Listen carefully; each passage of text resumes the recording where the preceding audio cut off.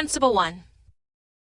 Deaf readers translate stories using American Sign Language. ASL. Principle 2 states that deaf readers keep both ASL and English visible at all times, giving them equal attention. Even though deaf readers use ASL to tell the story, they understand the value of consistently keeping both languages visible and referencing the text in order to help the students make connections between the two languages. Principle 3 states that deaf readers are not constrained by the text. Let me tell you more about what that means. When deaf readers see a text, they often use information from pictures, other parts of the book, or real-world experiences to help contextualize that story. Principle 4. When reading a story multiple times, deaf readers use more ASL and contextualization in the first few readings. Then, with each subsequent reading, the emphasis on the English text increases. Principle 5. Deaf readers follow the child's lead. They do this by letting the child pick the book and experiment with and read the pages in any order. If a child wants only to look at the illustrations, the deaf reader allows for that and waits until the child is ready for more of the story.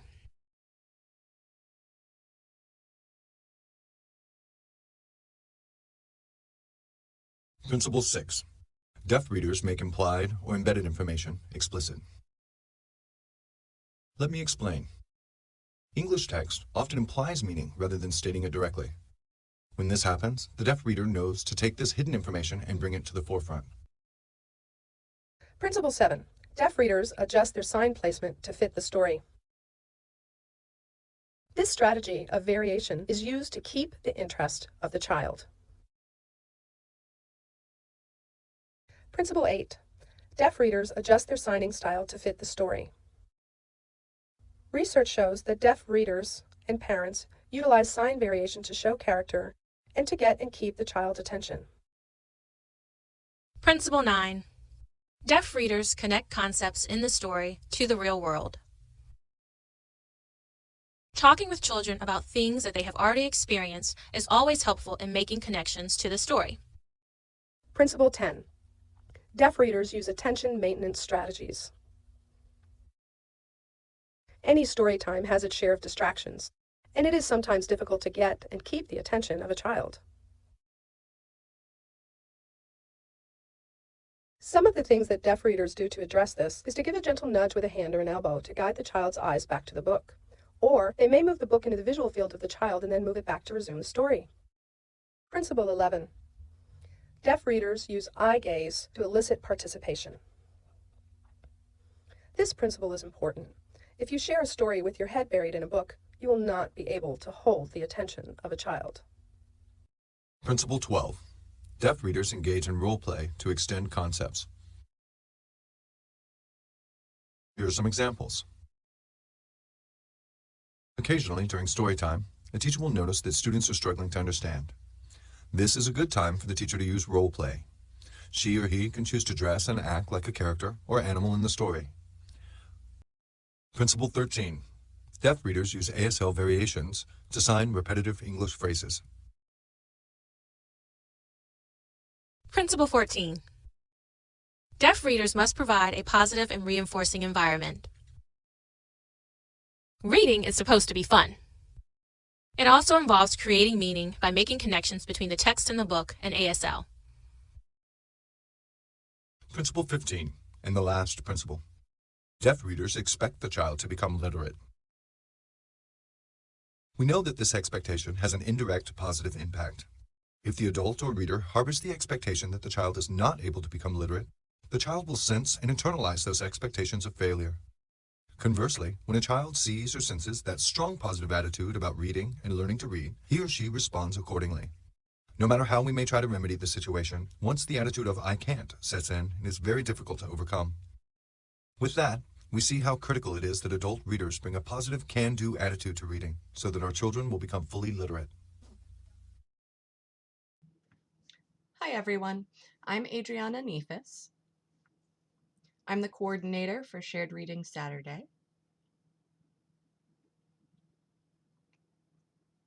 And I want to take this opportunity to introduce you to our lead tutor, Fran Conlin Leopold.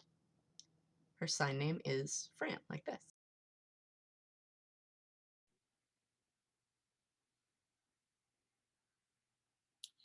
This is our book this month. It's titled Snowy Day. Snowy Day. It's written by, the name is Ezra Jack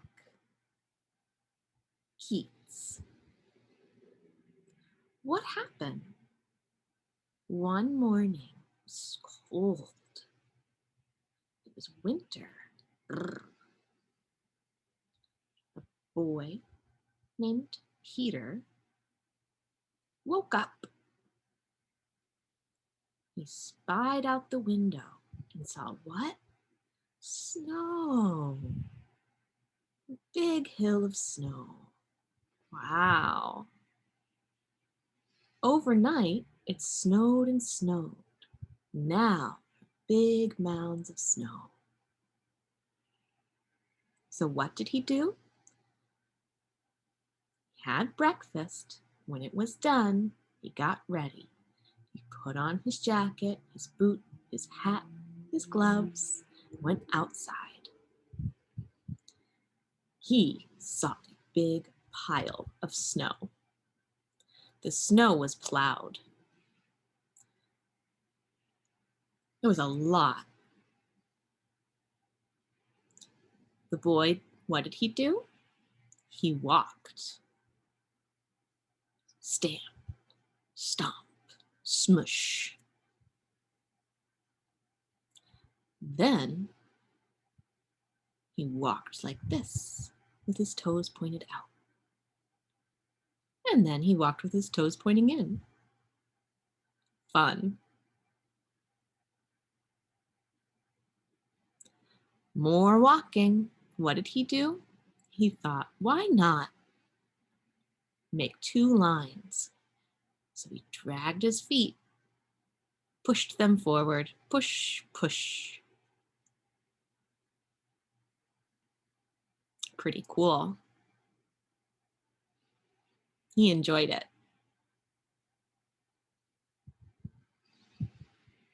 He saw something popped up. He looked. It was a stick. He grabbed it. Cool. A stick.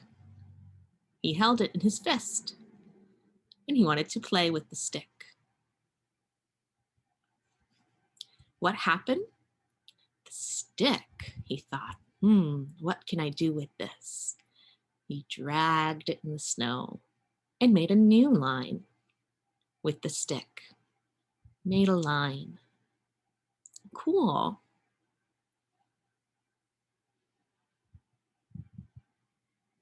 What happened? He saw a tree over there.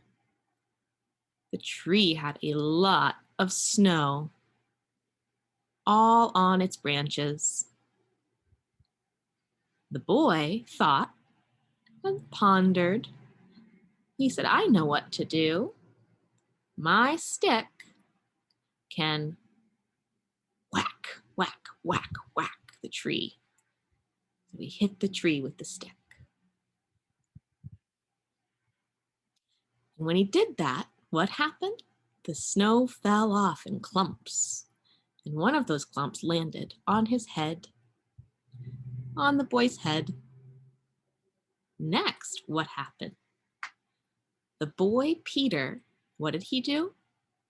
He walked. Some more. He looked for more things to do in the snow. He looked and looked what to do. He spotted what? He saw other kids, big boys. They were playing. Those boys, what were they doing? They made snowballs, and they were throwing them back and forth. Throw, throw. One boy was sitting here. The other boy was sitting here, and they were throwing snowballs back and forth. Peter watched back and forth. He wanted to join. He wanted to play. But he knew that he was little. Not yet. He can't.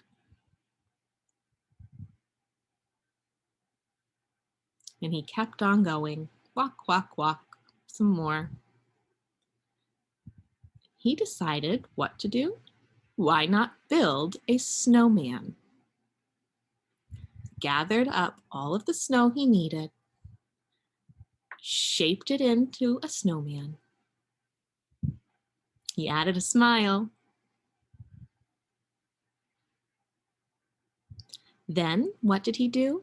He made a snow angel, like this with his arms.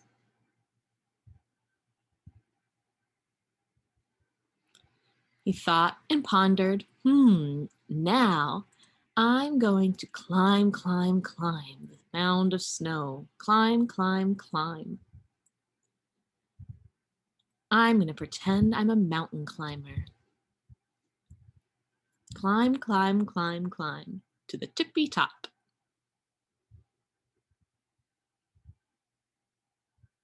And then whoosh, he slid all the way down. Fun.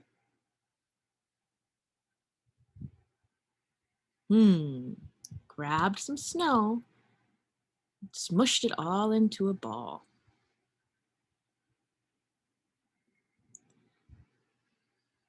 And he was going to save the snow for tomorrow. He put it in his pocket. Stuffed the snow in to save it for tomorrow to play with. Now he went into the house. He saw Mom and chatted with her and told her what he did, all of the things. He told Mom a story. Mom nodded.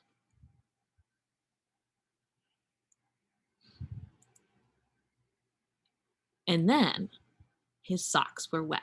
His gloves had to come off. His boots were wet. They had to come off. The socks were wet. Those had to come off.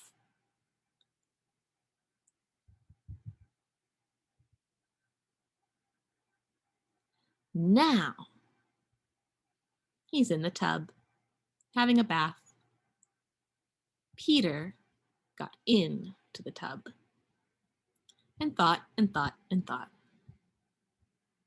about what he did. Wow, so many things today. Fun. He finished his bath.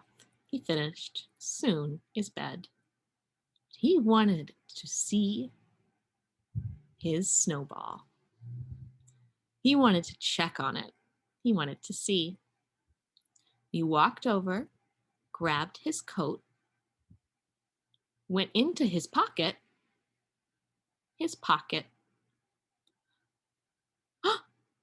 Nothing was there.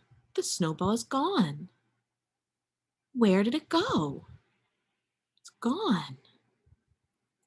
He felt sad.